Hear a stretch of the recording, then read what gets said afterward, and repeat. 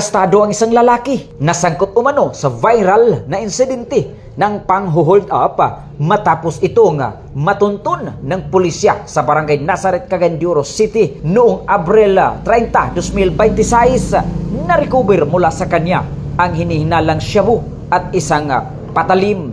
Kinilala ang sospek sa alias na Kuko, 24 anyos, residente sa barangay Carmina ng nasabing lungsod.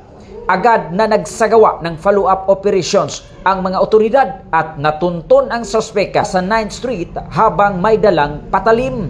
Sa paglapit ng mga pulis, nakita ang isang bladed weapon na tinatayang 15 pulgada ang haba nito. Nanlaban umano ang sospeka dahil upang magkaroon ng maikling habulan.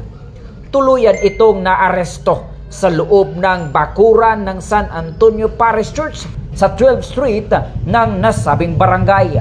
Sa isinagawang body search, na-recover ang 2 sachet ng hinihinalang shabu na may tinatayang bigat na 0.5 gramos kasama ang isang .4 at improvised scabbard ng patalim.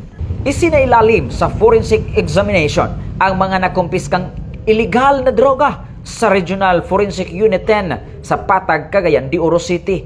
Sa kasalukuyan, nasa kustodiya na ng Police Station 9 ang sospeka habang inihanda na ang mga kasong paglabag sa RA 9165 at illegal possession of bladed weapon laban sa kaniya.